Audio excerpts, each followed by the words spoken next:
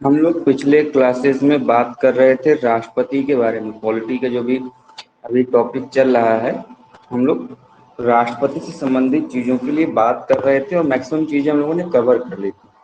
तो जो कुछ एक चीज बचे हुए हैं उनको थोड़ा सा जान लेते हैं, उसके बाद राष्ट्रपति से संबंधित जो भी प्रावधान है उनको हम लोग पढ़ेंगे। सबसे पहला पॉइंट जो हमको ध्यान में रखना है, आज का पॉइंट है वो कि जब भी कोई धन विधेयक राष्ट्रपति को भेजा जाएगा, ध्यान रखिएगा, मैं तो राष्ट्रपति के शक्तियों संबंधित प्रावधानों की चर्चा कर रहा हूँ। जब भी कोई धन विधेयक, जिसको हम लोग मनी बिल भी कहते हैं, ये राष्ट्रपति के पास भेजा जाएगा तो राष्ट्रपति क्या है कि संसद को पुनर्विचार के लिए नहीं लौटा सकता। जैसे कि कई प्रकार के विधेयक होते हैं, एक साधारण विधेयक होता है, एक वित्त विधेयक होता है, उन्हीं में से एक होता है धन विधेयक। तो जब भी कोई धन विधेयक कह लें या फिर मनी बिल कह लें, वो प्रस्तुत किया जाएगा संसद के समक्ष के द्वारा राष्ट्रपति के पास। तो राष्ट्रपति जैसे अन्य इसके अलावा जो भी अन्य उसके पास प्रस्ताव या फिर विधेयक जाते हैं, तो राष्ट्रपति क्या कर सकता है, उन्हें पुनर्विचार के लिए संसद को वापस लौटा सकता है कि आप इन चीजों में पुनर्विचार करिए, उसके बाद हमारे पास भेजिए, तो हम क्या करेंगे, इसको पारित कर देंगे, हस्ताक्षर कर देंगे।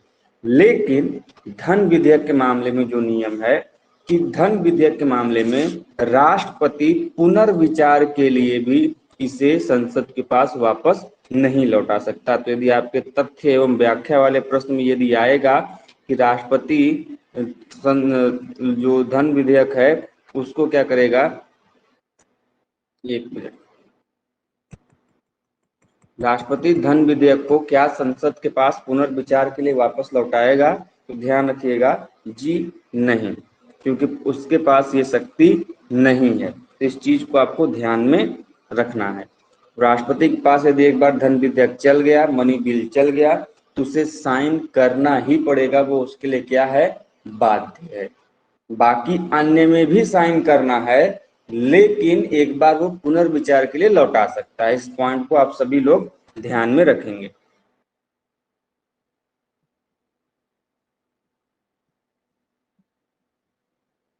अगला पॉइंट देखिए, राष्ट्रपति कई चीजों के लिए इंपॉर्टेंट है। जैसे यदि संसद में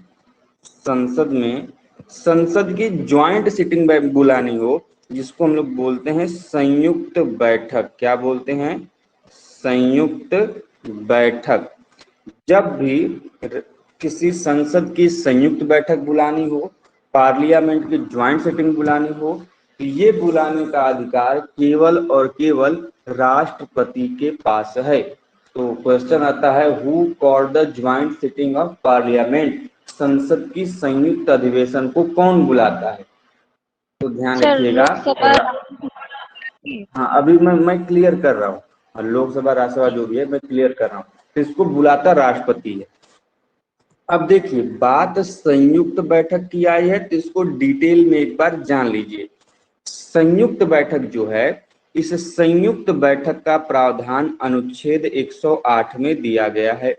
हर एक पॉइंट आपको नोट करते हुए जाना है, बहुत ही इंपॉर्टेंट है और आपके एग्जाम में हर साल इन पॉइंट से प्रश्न बनते हैं। सबसे पहला प्रश्न बनेगा कि संयुक्त अधिवेशन का, ज्वाइंट सीटिंग का जो वर्णन है यह किस अनुच्छेद में है, कहाँ पे है, तो अनुच्छेद 108 में इसके बारे में जानकारी मिलती है।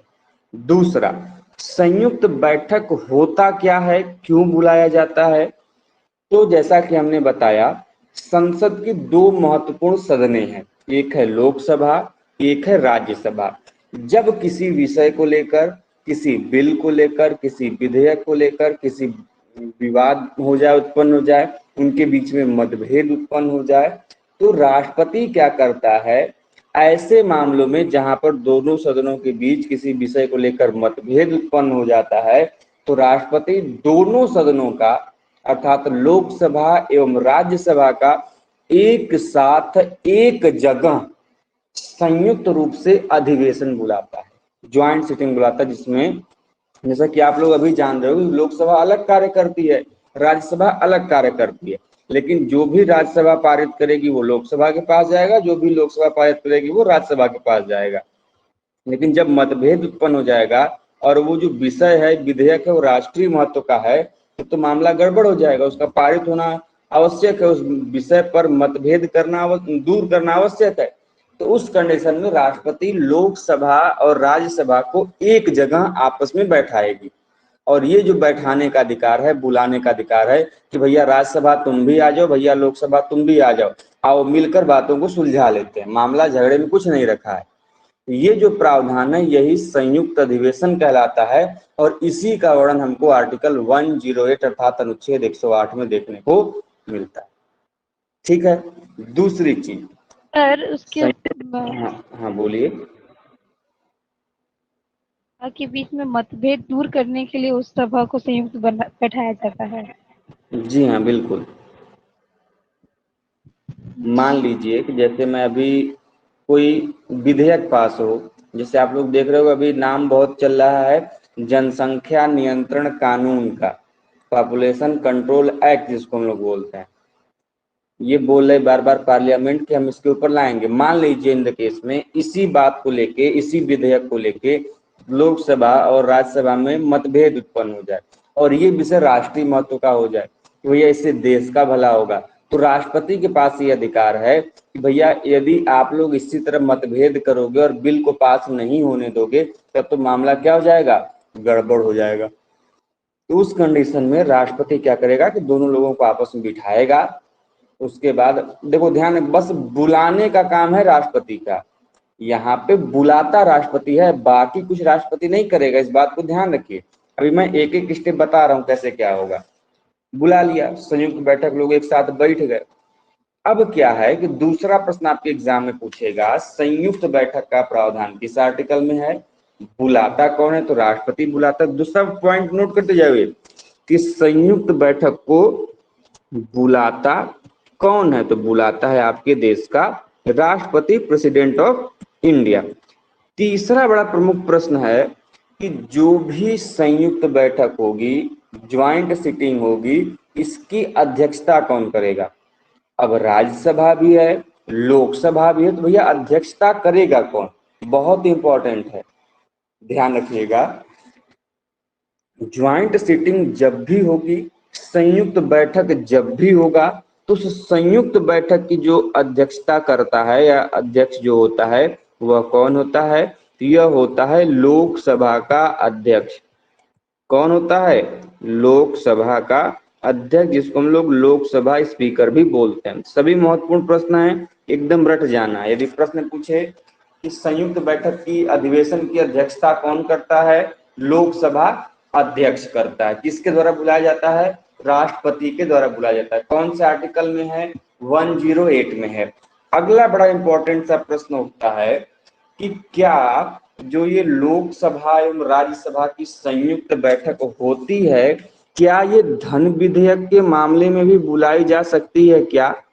मतलब कहने का ये है कि मान लीजिए कि जैसे हर मामलों में मतभेद हो, उसके बाद हम क्या करें कि ज्वाइंट सिटिंग बुला लें, और धन विधेयक के मामले को लेकर दोनों में मतभेद हो जाए, मनी बिल को लेकर ही दोनों के मामले में मतभेद हो जाए, तो क्या उस समय भी धन विधेयक को लेकर राष्ट्रपति संयुक्त अधिवेशन बुला सकता है, बताइए, किसी को जानकारी है। नहीं बुला सकता है, नहीं बुला सकता, वेरी गुड। राष्ट्रपति चाहे कोई भी व्यक्ति हो, धन विधेयक का यदि बात होगा और दोनों में मतभेद होगा, तो ये मनाही है कि धन विधेयक के मामले में संयुक्त अधिवेशन का कोई भी प्रावधान नहीं है। ऐसा क्यों है भाई, ऐसा इसलिए है कि लोकसभा के पास ये विशेष अधिकार प्राप्त है धन विधेयक को लेकर। यदि आप देखेंगे जब लोकसभा की शक्तियां पढ़ेंगे तो उसमें वर्णित है कि लोकसभा राज्यसभा से इसलिए बहुत ज्यादा मतलब शक्तिशाली मानी जाती है क्योंकि उसके पास धन विधेयक का अधिकार है। धन विधेयक से संबंधित संपूर्ण अधिकार, संपूर्ण जो शक्ति है लोकसभा की राज्यसभा से बहुत आगे है। राज्यसभा के पास नगण्य है, कुछ नहीं है। राज्यसभा धन विधेयक के मामले में कुछ नहीं कर सकती। इसीलिए संयुक्त अधिवेशन बुलाएंगे भी तो जब राज्यसभा कुछ कर ही नहीं सकते, उसके पास कुछ शक्ति है ही नहीं उसको लेके, केवल और केवल लोकसभा के पास है, तो बुलाने का अधिकार के बाद उसमें उसकी कोई स्थिति भी नहीं होगी। इसीलिए धन विधेयक के मामले में जो संयुक्त बैठक है यह नहीं होती है। इस चीज को भी आपको ध्यान में रखना होगा। क्लियर है?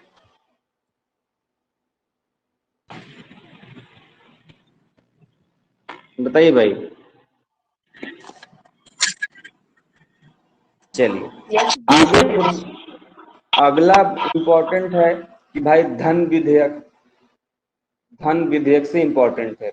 तो कोई भी विधेयक धन विधेयक है, इसके बारे में वर्णन हमको किस अनुच्छेद में मिलता है, हमने सभी चीजों को वीडियो में बता दिया है। जितने भी इंपॉर्टेंट आर्टिकल थे हमने वहां पर उसकी चर्चा कर ली है। तो अनुच्छेद 110 जब आप लोग पढ़ेंगे, आर्टिकल 1110 पढ़ेंगे अनुच्छेद 110, तो आपको पता चलेगा कि उसमें धन विधेयक की परिभाषा दी गई है, जिसको हम लोग मनी बिल कहते हैं। तो धन विधेयक हमारे संविधान में कहाँ पे वर्णित है? अनुच्छेद 110 में वर्णित है। दूसरा पूछता है कि कोई भी विधेयक धन विधेयक है, इसका निर्णय कौन करता है? A bill is money bill और not, it is decided by which person. तो कोई भी विधेयक धन विधेयक है, इसका निर्णय किया जाता है लोकसभा अध्यक्ष के द्वारा। किसके द्वारा किया जाता है भाई? लोकसभा अध्यक्ष के द्वारा इसका निर्णय किया जाता है कि कोई विधेयक, कोई बिल मनी बिल है कि नहीं है। इसके अलावा भी क्या प्रश्न पूछता है धन विधेयक से? एज लाइक कि धन विधेयक जो है ये संसद के किस सदन में प्रस्तुत किया जा सकता है? क्या लोकसभा में केवल प्रस्तुत होगा, या फिर केवल राज्यसभा में प्रस्तुत होगा, या फिर लोकसभा राज्यसभा में से किसी में भी प्रस्तुत कर सकते हैं, या फिर इनमें से किसी में नहीं प्रस्तुत होगा? बताइए, जानकारी है किसी को? सर बोलिए। Hello, very good. धन विधेयक जब भी बात आएगी तो हमने पहले ही बताया कि धन विधेयक को लेकर सारी की सारी शक्तियां लोकसभा के पास है। तो धन विधेयक केवल और केवल प्रस्तुत किया जा सकता है आपके लोकसभा में। कहां प्रस्तुत किया जा सकता है? लोकसभा में। क्लियर है? उसके अलावा क्या आता है कि भाई जो धन विधेयक है, धन विधेयक को लेकर राज्यसभा के पास कितनों दिनों तक वो धन विधेयक को रोक सकता है। राज्य, मान लीजिए कि लोकसभा ने धन विधेयक को पारित कर दिया, कोई बिल मनी बिल से संबंधित आया और लोकसभा ने उसे पारित कर दिया, तो जब भी कोई एक सदन से चीजें पारित होती हैं तो वो दूसरे सदन में जाती हैं। जब लोकसभा में पारित हो गया तो सिंपल सी बात है वो राज्यसभा में जाएगा। तो प्रश्न ये बनता है कि धन विधेयक के मामले में राज्यसभा कितने दिनों तक उसे अपने यहाँ पर रोक सकती है?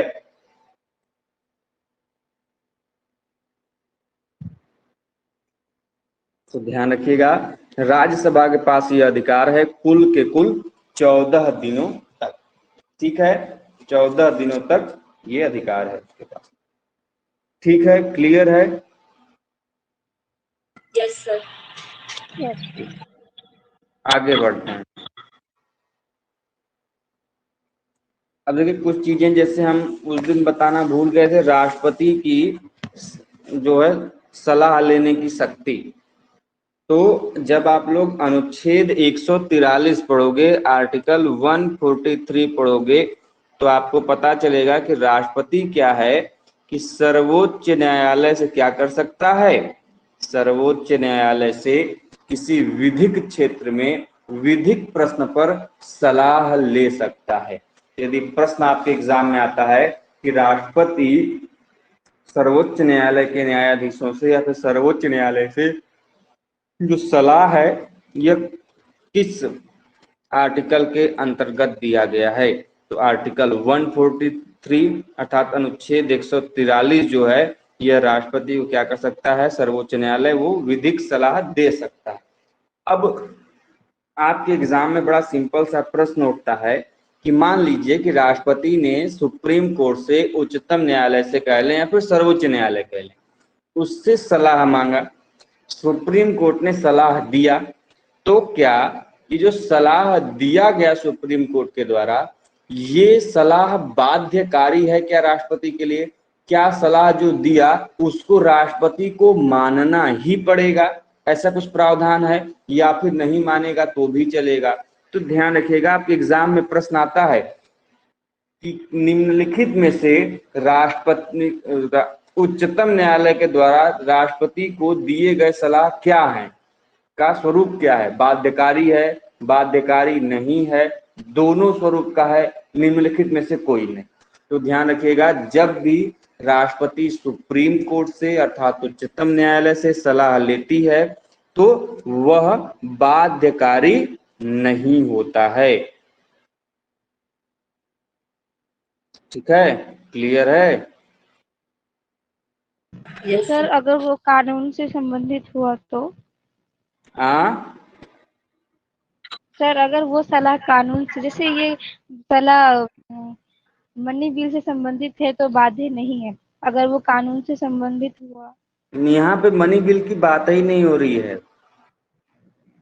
ठीक है, वो अनुच्छेद 143 में जो सलाह लेगा वो विधिक दृष्टिकोण से लेगा ना, on the point of judicial notes. हाँ, वो विधि के प्रश्नों पे सलाह लेगा। मनी बिल विधि का प्रश्न थोड़ी है, लॉ का मैटर थोड़ी है। जहां उसको लॉ का मैटर समझ में नहीं आएगा उस स्थिति में वो सुप्रीम कोर्ट का सलाह ले सकता है, सुप्रीम कोर्ट का सहारा ले सकता है। बाकी परिस्थिति में सुप्रीम कोर्ट से सहारा वो नहीं लेगा। ठीक है जी।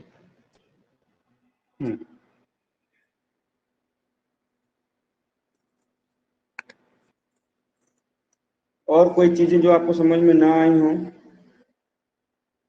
सर जी बताइए। उच्चतम न्यायालय और जो है उच्च न्यायालय के न्यायाधीशों के नियुक्ति राष्ट्रपति करता है। राष्ट्रपति। आपकी आवाज थोड़ी ब्रेक हो रही है, तो फिर से बोलें एक बार आप। सर उच्चतम न्यायालय और उच्च न्यायालय का जो राष्ट्रपति सॉरी न्यायाधीश होते हैं उनकी नियुक्ति राष्ट्रपति करता है। जी हाँ बिल्कुल। अपना रिपोर्ट सुप्रीम कोर्ट और वो अपना रिपोर्ट राष्ट्रपति को प्रस्तुत करते हैं। जो कोर्ट रिपोर्ट क्यों राष्ट्रपति को करेंगे? कोर्ट क्या है? स्वतंत्र हैं, उनसे राष्ट्रपति से क्या मतलब? राष्ट्रपति कार्यपालिका का अंग है। जो सुप्रीम कोर्ट और हाई कोर्ट है ये न्यायपालिका के अंग हैं। न्यायपालिका को सरकार के तीनों अंग में स्वतंत्र रखा गया है, इंडिपेंडेंट है जो जुडिशरी है। तो क्यों रिपोर्ट प्रस्तुत करेगी राष्ट्रपति को? हमने जब पढ़ाया था कि नियुक्ति के संदर्भ में, तो हमने बताया था कि भले ही राष्ट्रपति सुप्रीम कोर्ट और हाई कोर्ट के जजों की नियुक्ति करता हो, लेकिन रिपोर्ट से मतलब नहीं है, क्योंकि जो जुडिशरी है ये स्वतंत्र है सरकार के अंगों से। बाकी विधायिका और कार्यपालिका के संबंधित जो भी उनके पदाधिकारी हैं वो रिपोर्ट प्रस्तुत इसलिए करते हैं क्योंकि वो उनके अंतर्गत आते हैं, वो एक दूसरे पर निर्भर हैं। लेकिन बाकी जो जुडिशरी है ये स्वतंत्र है, इनकी अपनी कार्यशैली है, इनमें किसी सरकार के किसी अंग का हस्तक्षेप नहीं है। ना ही कार्यपालिका कर सकती है, ना ही विधायिका कर सकती है। जो जुडिशरी है स्वतंत्र। ठीक है, आगे बढ़ें? जी सर। ओके, आगे बढ़ रहे हैं हम लोगों ने। देखिए, बताया था आपको कि राष्ट्रपति क्या करेगा, जैसे ही आपातकाल लागू करेगा। तो 3 प्रकार के हमने आपको आपातकाल बताए थे। अनुच्छेद 352 का बताया था नेशनल इमरजेंसी अर्थात राष्ट्रीय आपातकाल। अनुच्छेद 356 का बताया था राष्ट्रपति शासन अर्थात आपका प्रेसिडेंशियल रूल। और तीसरा बताया था आपको वित्तीय आपातकाल अर्थात इकोनॉमिकल इमरजेंसी।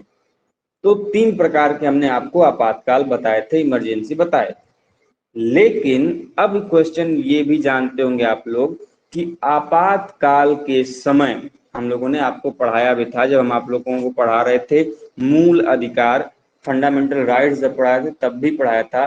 तो आज थोड़ा सा रिवाइज कर लेते हैं, आप लोगों से क्वेश्चन पूछ लेते हैं। बताइए कि जब भी मौलिक जो अधिकार हैं, आप लोगों को पता होगा आपातकाल के समय, इमरजेंसी के समय इन्हें नागरिकों से छीना जा सकता है। तो प्रश्न ये उठता है कि मूल अधिकारों का निलंबन, मूल अधिकारों का निलंबन राष्ट्रपति या फिर संसद या फिर सरकार के अन्य अंग, इनमें से कौन करेगा? जो हमको और आपको दिए गए हैं मूल अधिकार, इनको कौन करेगा भाई बताइए? कौन इनको हटा सकता है मूल अधिकारों को आपातकाल के समय में, in the case of emergency? Sir राष्ट्रपति। राष्ट्रपति, वेरी गुड। मूल अधिकारों को आपसे छीनने का अधिकार, उनको निलंबित करने का अधिकार केवल और केवल किसके पास है? राष्ट्रपति के पास है। ध्यान रखिएगा, नोट कर लीजिएगा, यदि आपसे एग्जाम में प्रश्न आएगा तो वहां पे गलत नहीं होना चाहिए कि मूल अधिकारों को किसी नागरिक से कौन छीन सकता है, उनके मूल अधिकारों का निलंबन कौन कर सकता है? तो वो देश का राष्ट्रपति कर सकता है। Point number 1। पॉइंट नंबर 2 ये है कि आप ये जानते होंगे कि राष्ट्रपति ठीक है निलंबित करेगा, लेकिन किस अनुच्छेद के आधार पर वह निलंबित करता है?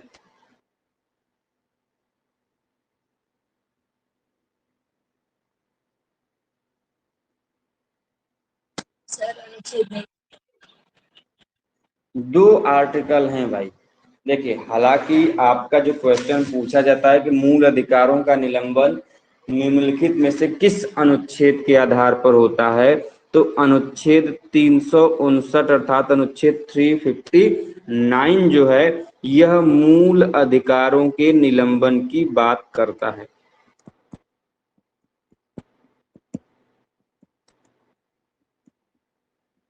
ठीक है, लेकिन एक प्रश्न ये और भी आता है आपके एग्जाम में कि ठीक है भाई 359 के तहत, आर्टिकल 359 के तहत राष्ट्रपति मूल अधिकारों का निलंबन कर रहा है, लेकिन यदि हमको अनुच्छेद 19 के अंतर्गत, आर्टिकल 19 के अंतर्गत यदि हमें मूल अधिकारों का जो दिया गया है प्रावधान अनुच्छेद 19 में, जिसमें आपकी प्रेस की स्वतंत्रता है, वाक अभिव्यक्ति की स्वतंत्रता है, क्या करते हैं, हथियार रहित सम्मेलन की स्वतंत्रता है, तो ये जो हमको मौलिक अधिकार सब दिए गए हैं 19 में, इन मौलिक अधिकारों के क्या कहते हैं, हटाने का अधिकार कह ले, निलंबन का अधिकार कह ले, वो अलग से हमारे संविधान के अनुच्छेद में मिलता है। तो किसी को पता है कि जो आर्टिकल 19 को है, यदि हमको उसको हटाना है तो किस अनुच्छेद के तहत आर्टिकल 19 में, अनुच्छेद 19 में दिए गए मूल अधिकारों को हटाया जा सकता है? बताइए, किसी को पता है?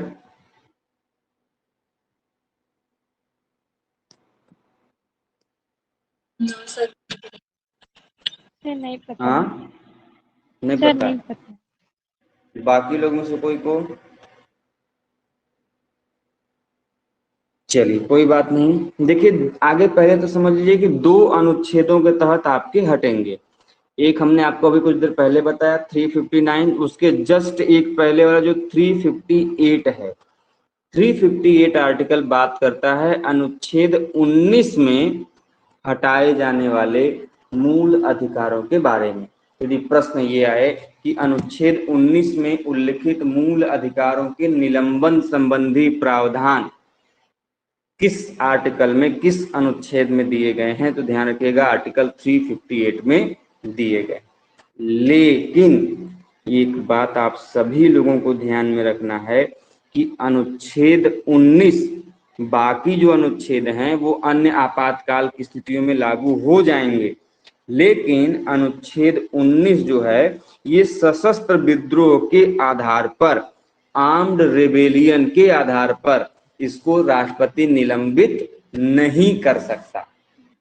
बाकी हम लोगों ने जब आपातकाल के बारे में पढ़ा तो आपको हमने बताया कि राष्ट्रपति जो है वो आपातकाल लागू कर सकता है 3 परिस्थितियों में, जिसमें राष्ट्रीय आपातकाल के समय, नेशनल इमरजेंसी के समय आपके मूल अधिकारों को चाहे तो राष्ट्रपति आपसे छीन सकता है।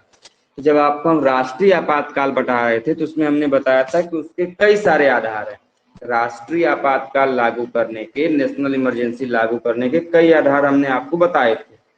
तो उसमें से जो आर्म्ड रिवेलियन है, जिसको हम लोग सशस्त्र विद्रोह कह रहे हैं, यदि देश में सशस्त्र विद्रोह के आधार पे आपातकाल लागू किया गया तो उस सशस्त्र विद्रोह के आधार पे अनुच्छेद 19 में वर्णित जो मूल अधिकार हैं उनको राष्ट्रपति हटा नहीं सकता। बाकी अन्य मामले में हटा सकता है, लेकिन सशस्त्र विद्रोह के आधार पर नहीं हटा सकता। तो आपने क्या जाना, कौन कौन से ऐसे अनुच्छेद हैं जिनके द्वारा राष्ट्रपति मूल अधिकारों का निलंबन कर सकता है? तो अनुच्छेद 358 और अनुच्छेद 359, ठीक है, ध्यान में रखेंगे। इसके अलावा एक और प्रश्न आता है भाई हमारे कि जो राष्ट्रपति मूल अधिकारों का निलंबन कर रहा है 359 में, तो क्या कोई सभी के सभी जो 6 मूल अधिकार हैं, बाकी जो हमको एक एक मूल अधिकार देंगे वो सभी मूल अधिकार हट सकते हैं, या फिर कौन सा ऐसा मूल अधिकार है जिनको राष्ट्रपति किसी भी परिस्थिति में नहीं हटा सकता? बताइए।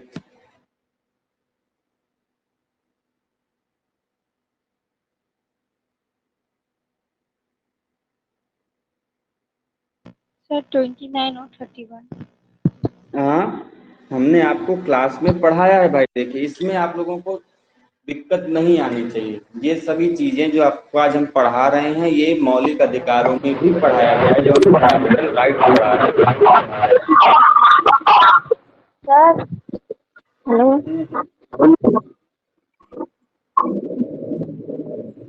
बोलिए। सर मतलब मूल अधिकार को समाप्त नहीं करना। आपकी आवाज बहुत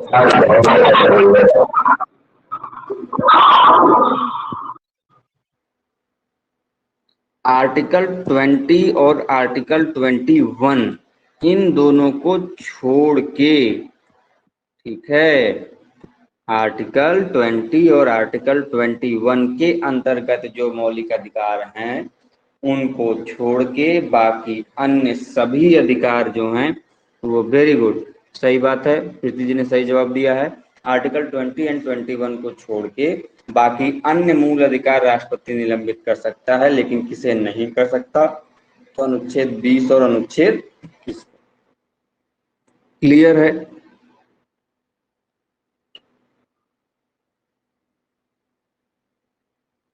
यस सर। चलिए आगे बढ़ते हैं। लास्ट का पॉइंट आज का ये है कि मान लीजिए, जैसा कि हमने बताया, जब भी कोई संसद किसी विधेयक को क्या करेगी, पारित करेगी, तो वह कहाँ पर जाएगा? लास्ट में हमने बताया था कि संसद में किसी बिल के पास होने के कुल 3 चरण है। पहला कि वो जिस सदन में प्रस्तुत किया जा रहा है उस बिल को, उस प्रस्ताव को, वो वहां से पारित हो। हर बिल को अपने अपने विशेष बहुमत में पास होना पड़ता है। कुछ जो विधेयक हैं वो साधारण बहुमत से पास हो सकते हैं, कुछ जो विधेयक है उनको विशेष बहुमत से पास कराना होता है। तो जो जैसा है उसको उस हिसाब से पास कराना होता है। मान लीजिए कि ए नाम का कोई विधेयक है, वो लोकसभा में पास हो गया, तो उसके बाद वो किस सदन में जाएगा? दूसरे सदन में, अर्थात राज्यसभा में जाएगा। राज्यसभा ने भी पास कर दिया, तो जो तीसरा स्टेट है वो जाएगा आपके राष्ट्रपति के पास, अर्थात प्रेसिडेंट के पास। अब देखिए, जब भी कोई विधेयक लोकसभा और राज्यसभा से पास होकर राष्ट्रपति के पास जाता है, प्रेसिडेंट के पास जाता है, तो प्रेसिडेंट के पास कुल 3 अधिकार होते हैं उस विधेयक को लेकर। पहला कि प्रेसिडेंट चाहे तो वो जो बिल है, जो वो विधेयक है जो उसके पास हस्ताक्षर के लिए भेजा गया है, पहला उसके पास अधिकार है कि वो उस चीज को रिजेक्ट कर दे, वो उस चीज को असहमति दे दे कि नहीं, मेरी सहमति इस बिल को, इस विधेयक को लेकर नहीं है। पहला अधिकार है उसके पास। दूसरा क्या कर सकता है कि राष्ट्रपति अपनी सहमति सुरक्षित कर ले, मतलब न ही वो बिल को हाँ करे, ना ही उस बिल को ना करे, तो उसकी सहमति क्या हो गई? सुरक्षित हो गई। हमें आपको पता ही नहीं चला कि राष्ट्रपति इस बिल के पक्ष में हैं कि नहीं है। तो इसको कहते हैं राष्ट्रपति के द्वारा सहमति को सुरक्षित रख लेना। इसका एक बड़ा बढ़िया एग्जाम्पल मैं बताऊंगा अभी कुछ देर में।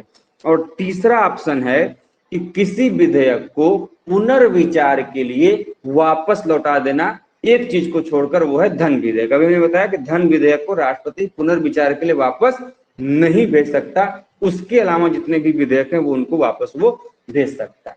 तो कुल 3 आधार बताए। पहला कि राष्ट्रपति उस विधेयक पर अपनी असहमति जता दे, दूसरा राष्ट्रपति अपनी सहमति को सुरक्षित रख ले, ना ही हाँ करे ना ही ना करे, और तीसरा राष्ट्रपति पुनर्विचार के लिए क्या करे कि उस चीज को संसद के पास वापस भेज दे। तो ये कुल 3 आधार है। अब देखिएगा, ध्यान रखिएगा, राष्ट्रपति को ये जो अधिकार दिया गया है सुरक्षित रखने का, कि वो अपनी सहमति सुरक्षित रख ले, ये अधिकार दिए गए हैं आपके किस आधार पे? वह अधिकार दिए गए हैं कि वो राष्ट्रपति किसी असंवैधानिक विधान, मान लीजिए कि राष्ट्रपति को कोई ऐसा विधेयक लगता है कि वो असंवैधानिक है, अनकॉन्स्टिट्यूशनल है, जो कि संविधान के नियमों को तोड़ रहा है, तो इस कंडीशन में राष्ट्रपति तो हालांकि राज्यसभा में लोकसभा के लिए बाध्य है, तो उसको करना पड़ेगा। तो इस स्थिति में क्या कर सकता है? ना वो बोलेगा भैया ना हमारी हाँ है ना हमारी ना है। कोई बोलेगा कि आपने मना क्यों कर दिया, मैंने हमारे सभा के द्वारा पारित करके विधेयक भेजा गया, आपने मना क्यों कर दिया? तो बोलेगा हमने मना कब किया भाई? ना हमने हाँ की है ना हमने ना की है, अर्थात मैंने जो अपनी सहमति वो सुरक्षित रख ली है। जैसे मैं आपको एग्जाम्पल बताता हूं, आप सभी लोग जानते होंगे कि भारत में एक डाक विधेयक आया था। ज्ञानी जैल सिंह जब प्रधानमंत्री थे, तो ज्ञानी जैल सिंह के शासन काल में एक विधेयक आया था जो कि डाक विधेयक के नाम से जाना जाता। ठीक है, सॉरी, राष्ट्रपति थे वो, प्रधानमंत्री थे, राष्ट्रपति थे।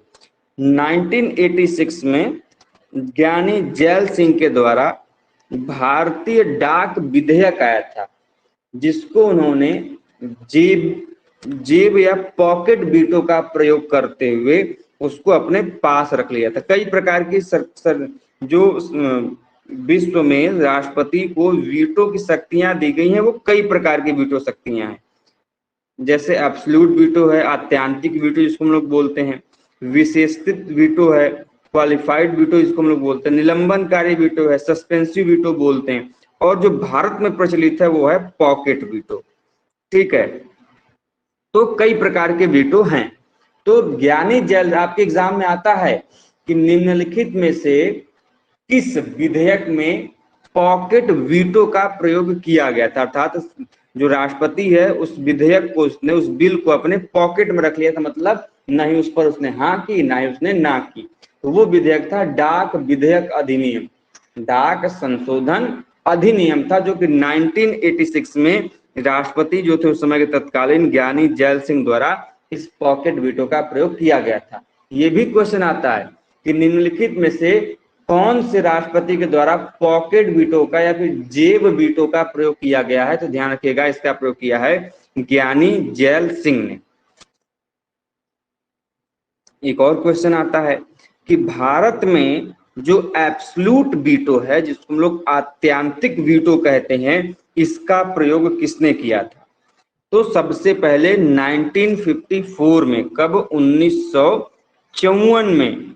उस समय कौन थे राष्ट्रपति? तो देश के प्रथम राष्ट्रपति डॉक्टर राजेंद्र प्रसाद जी के द्वारा पहली बार एब्सोल्यूट वीटो का प्रयोग किया गया। उन्होंने क्या किया कि एक विधेयक था जिसका नाम था Patiala and east Punjab state union, जिसको शॉर्ट फॉर्म में पेप्सू कहा गया, पेप्सू। तो इन्होंने इस विधेयक पर अपनी जो स्वीकृति थी इनको रोक ली थी कि ना ही हम हाँ करेंगे भाई ना ही ना करेंगे। तो डॉक्टर राजेंद्र प्रसाद के द्वारा एब्सोल्यूट वीटो का, आत्यांतिक वीटो का प्रयोग 1954 में किया गया था। ठीक है, ध्यान में रखेंगे। सर पेप्सी का फुल फॉर्म बता दीजिए हाँ, सर।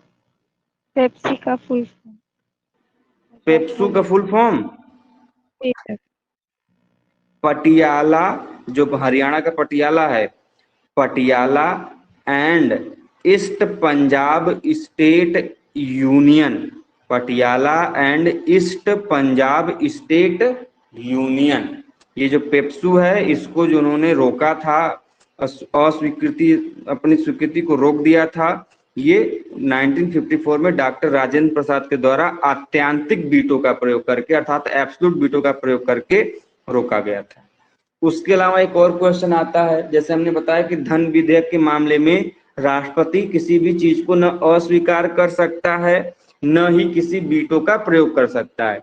ठीक उसी प्रकार जब कोई विधेयक संशोधन विधेयक हो, मतलब यदि संविधान में संशोधन से संबंधित कोई विधेयक हो, कॉन्स्टिट्यूशनल अमेंडमेंट से संबंधित कोई विधेयक हो, तब भी राष्ट्रपति किसी भी प्रकार की वीटो शक्ति का प्रयोग नहीं कर सकता। तो इन सभी चीजों को आपको ध्यान में रखना होगा। क्लियर है? Yes sir. अब देखिए, एक और हमने बताया था कि राष्ट्रपति, हाँ बोलिए। सर आपने राष्ट्रपति के बारे में बताया था ना कि वो किसी भी बिल को 3 तरीके से आपकी रद्द कर- आवाज कट रही है, बोलिए। सर राष्ट्रपति कोई भी बिल को रद्द कर सकते हैं, पुनर्विचार के लिए भेज सकते हैं। सेकंड वाला नंबर में क्या था? पहला कि राष्ट्रपति अपनी सहमति दे दे, ठीक है। दूसरा, अपनी सहमति को सुरक्षित रख ले। सुरक्षित रखने का मतलब ये है, जैसे हमने अभी बताया ना कि कई प्रकार के वीटो वर्ल्ड में प्रेसिडेंट लोगों को कई प्रकार के वीटो मिले हैं, तो उनमें से भारत के राष्ट्रपति लोग भी उन प्रकार के वीटो की शक्तियों का प्रयोग करते हैं। वीटो क्या है कि वो राष्ट्रपति के पास विशेष अधिकार है, उसको लेके संसद किसी भी प्रकार के सवाल खड़े नहीं कर सकती। तो जिसमें पॉकेट वीटो है, निलंबनकारी वीटो जिसको हम लोग सस्पेंसिव वीटो बोलते हैं, विशेषित वीटो जिसको हम लोग क्वालिफाइड वीटो बोलते हैं, और आत्यांतिक वीटो जिसको हम लोग एब्सोल्यूट वीटो बोलते हैं। पहला क्या है कि कोई विधेयक राष्ट्रपति के पास जाएगा तो वो आराम से उस पर अपनी सहमति दे दे। दूसरा, सहमति नहीं दे रहा है तो सहमति को वो सुरक्षित रख ले, ना ही वो हाँ कहे ना ही ना कहे। और तीसरा जो ऑप्शन है कि राष्ट्रपति जो है वो क्या करे, राष्ट्रपति पुनर्विचार के लिए जो भी विधेयक उसके पास गया है उसको वापस संसद को एक बार लौटा दीजिए कि भैया आप क्या करिए, इस बार एक बार और सोच लीजिए इस पे कि नहीं ऐसा ऐसा इन प्रावधानों पे होना चाहिए। लेकिन जब पुनर्विचार के लिए राष्ट्रपति के पास कोई विधेयक वापस भेजा जाएगा, मान लीजिए कि राष्ट्रपति ने जो ए विधेयक उसके पास भेजा गया और राष्ट्रपति ने कहा नहीं नहीं भैया, कुछ प्रावधानों पर आप इसको फिर से देख लीजिए, और राज्यसभा और लोकसभा के द्वारा फिर से सोच के फिर राष्ट्रपति के पास भेज दिया गया, तो दोबारा अब राष्ट्रपति पुनर्विचार के लिए उसके पास नहीं भेजेगा। अब वो बाध्य हो गया है कि उसको वहां पर साइन करना ही पड़ेगा। इस चीज को ध्यान में रखिएगा। क्लियर है? जी सर। सर उसे वो रद्द नहीं कर सकता किसी भी बिल को? नहीं, राष्ट्रपति रद्द नहीं कर सकता। राष्ट्रपति के द्वारा किसी भी विधेयक को समाप्त या फिर रद्द या फिर अस्वीकार नहीं किया सकता। या तो वो क्या कर सकता है कि अपने पास सहमति सुरक्षित रख सकता है, लेकिन वो किसी भी विधेयक को वो असहमति देकर या फिर अस्वीकार नहीं कर सकता। क्लियर है? जी सर। जी सर। आगे बढ़ते हैं। आज का लास्ट का पॉइंट वो ये है कि राष्ट्रपति जो है, हमने आपको बताया कि अध्यादेश जारी करने की शक्ति रखता है। हमारे देश में 2 लोग अध्यादेश जारी कर सकते हैं। केंद्र स्तर पर, सेंट्रल लेवल पर राष्ट्रपति करता है, राज्य स्तर पर आपका राज्यपाल करता है। जो राष्ट्रपति करता है वो अनुच्छेद 123 के तहत करता है, आर्टिकल 123 के तहत करता है। और जो आपका राज्यपाल है, गवर्नर ऑफ द स्टेट है, वो आर्टिकल 213 के तहत करता है, अर्थात अनुच्छेद 213 के अंतर्गत करता है।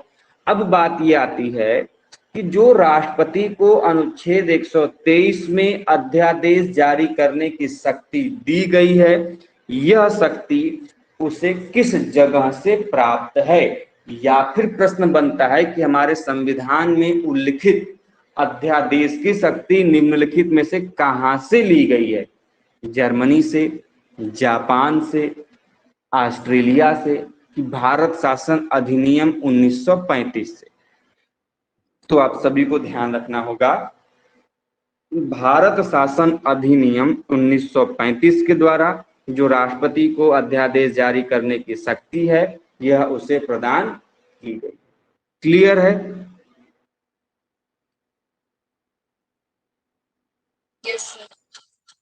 ठीक है, तो आज के लिए बस पॉलिटी में इतना ही। तो बाकी यदि आप लोगों को कोई प्रश्न वगैरह